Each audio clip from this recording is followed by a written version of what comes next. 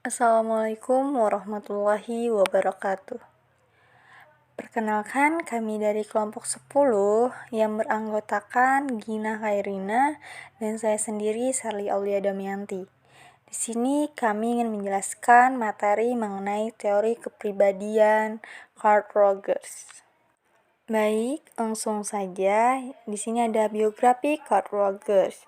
Nah, nama lengkap Carl Rogers itu adalah Carl Ransom Rogers. Ia lahir di Oak Park, Illinois pada tanggal 8 Januari 1902. Nah, pada umur 12 tahun, dia tertarik terhadap pertanian dan membawanya ke perguruan tinggi.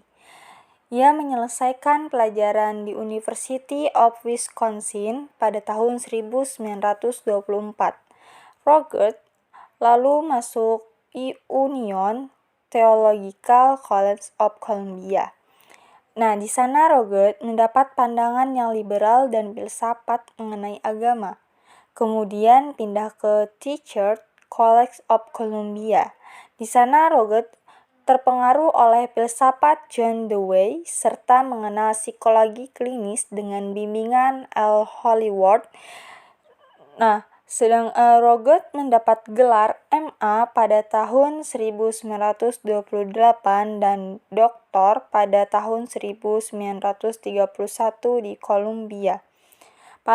Pengalaman praktisnya yang pertama-tama diperolehnya di Institute for Church Guidance. Lembaga tersebut orientasinya Freudian. Rogers menemukakan bahwa pemikiran Freudian yang spekulatif itu tidak cocok dengan pendidikan yang diterimanya, yang mementingkan statistik dan pemikiran menurut aliran Chordic. Setelah mendapat gelar doktor dalam psikologi, Rogers menjadi staf daripada Rothschild Guidance Center dan kemudian menjadi pemimpinnya. Selanjutnya ada teori Carl Rogers. Nah, ini ada struktur kepribadiannya. Nah, Rogers lebih mementingkan dinamika daripada struktur kepribadian. Namun, demikian ada 3 komponen yang dibahas bila bicara tentang struktur kepribadian menurut Rogers, yaitu ada organisme, medan fenomena, dan self. Nah, yang pertama ada organisme. Secara psikologis, organisme itu adalah lokus atau tempat dari seluruh pengalaman. Pengalaman meliputi segala sesuatu yang secara potensial terdapat dalam kesadaran organisme pada setiap saat. Keseluruhan pengalaman ini merupakan medan fenomenal. Nah, yang dimaksud dengan medan fenomenal adalah frame of reference. Nah, dari individu yang hanya dapat diketahui oleh orang itu sendiri. Medan fenomenal tidak dapat diketahui oleh orang lain kecuali melalui inferensi empatis dan selanjutnya tidak pernah dapat diketahui dengan sempurna. Bagaimana individu bertingkah laku tergantung pada medan fenomenal itu, yaitu kenyataan subjektifnya dan bukan pada keadaan-keadaan kenyataan dari luar. Dan harus dicatat bahwa medan fenomenal tidak identik dengan medan kesadaran. Organisme dapat membedakan kedua jenis pengalaman tersebut dan bereaksi terhadap pengalaman yang tidak dilambangkan. Seperti makhluk hidup, yaitu organisme adalah makhluk lengkap dengan fungsi fisik dan psikologisnya, tempat semua pengalaman dan segala sesuatu yang secara potensial terdapat dalam kesadaran setiap saat. Dan yang kedua ada realitas subjektif. Organisme menanggapi dunia seperti yang diamati atau dialaminya. Realita adalah medan persepsi yang sifatnya subjektif, bukan benar maupun salah. Dan yang ketiga ada holisme. organisme adalah kesatuan sistem, sehingga perubahan pada satu bagian akan mempengaruhi bagian yang lainnya.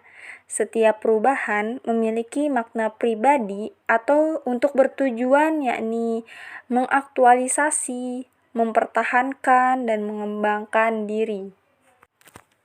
Nah, yang selanjutnya, yang kedua ada medan fenomena. Roget sendiri mengartikan medan fenomena sebagai keseluruhan pengalaman, baik yang internal maupun eksternal, dan baik yang disadari maupun yang tidak disadari.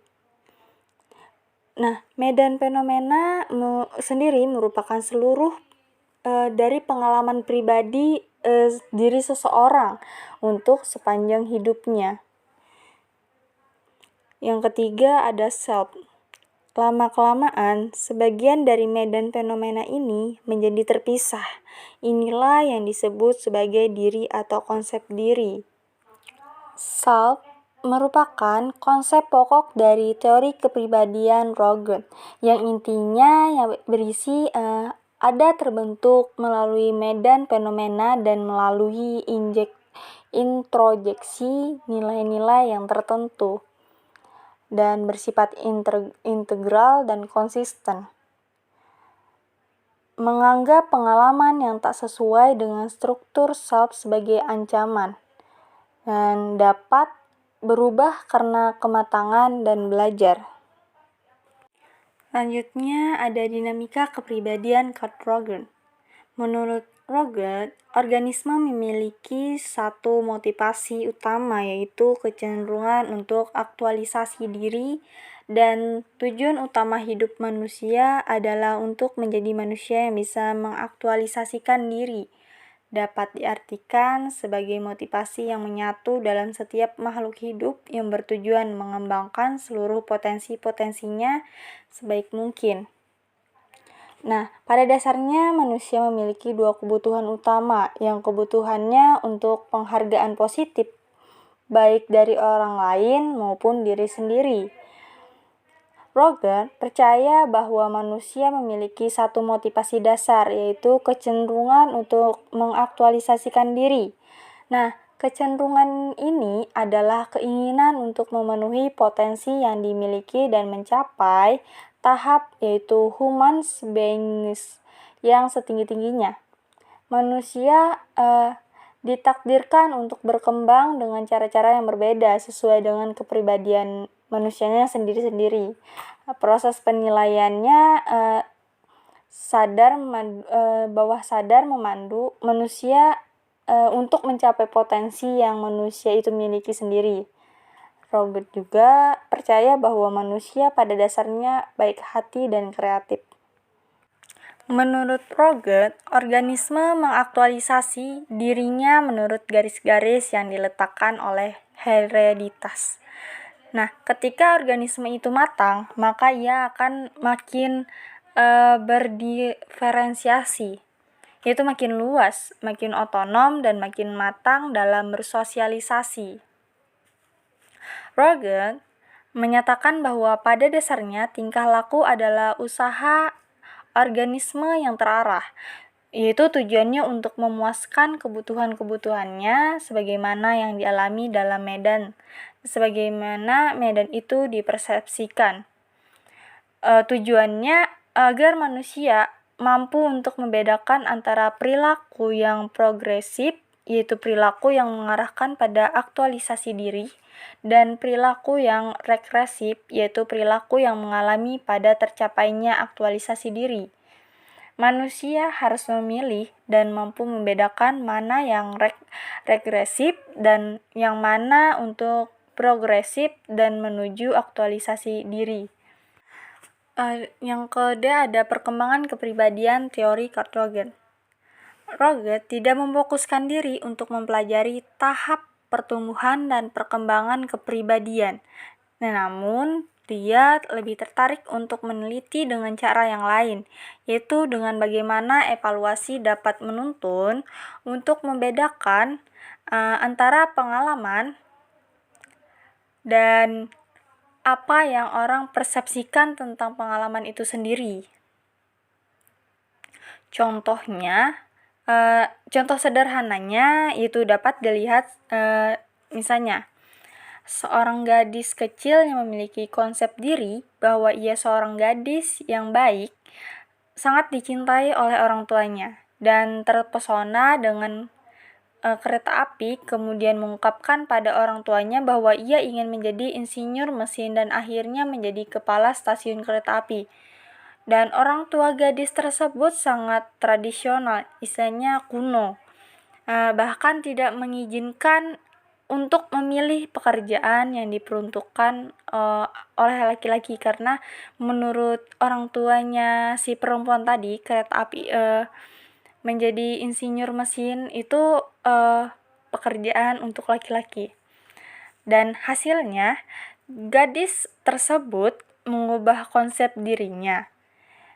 Dia memutuskan bahwa dia adalah gadis yang tidak baik karena tidak mau menuruti keinginan orang tuanya tadi. Dia berpikir bahwa orang tuanya tidak menyukainya, atau mungkin dia memutuskan bahwa dia tidak tertarik pada pekerjaan itu untuk selamanya. Yang ada psikoterapi pada teori Carl Rogers. Carl Rogers itu terkenal dengan kontribusinya terhadap metode terapi. Terapi yang dia praktikkan memiliki dua macam nama yang sama yang dia pakai. Awalnya dia menyebut metodenya dengan non-direktif. Sebab dia berpendapat seorang terapis tidak seharusnya tidak mengarahkan kliennya, akan tetapi membebaskan klien mengarahkan sendiri kemana terapi akan berujung. Semakin banyak pengalaman yang dia peroleh selama terapi, seorang terapis akan semakin menyadari bahwa dia masih tetap memiliki pengaruh pada kliennya. Dan justru karena dia sama sekali tidak mengarahkannya, kemudian Rogers mengganti istilah ini dengan metode yang terpusat pada klien. Tetapi dia tetap menganggap klienlah yang seharusnya menyatakan apa yang salah pada dirinya dan berusaha memperbaiki dirinya sendiri dan menentukan kesimpulan apa yang akan dihasilkan oleh proses terapi-terapi ini. Akan tetapi terpusat pada klien, meskipun dia menyadari betul pengaruh terapis terhadap dirinya. Salah satu ungkapan yang dipakai Rogers dalam menggambarkan bagaimana cara kerja metode terapinya ini adalah berusahalah mendorong dan mendukung. Jangan mencoba merekonstruksi, dan dia juga mencontohkan dengan proses belajar seperti mengendarai sepeda. Satu-satunya teknik yang dikemukakan Rogers untuk menjalankan metode tersebut adalah refleksi. Nah, mungkin itu saja yang dapat kami jelaskan mengenai teori kepribadian Carl Rogers. Wassalamualaikum warahmatullahi wabarakatuh. Sekian, terima kasih.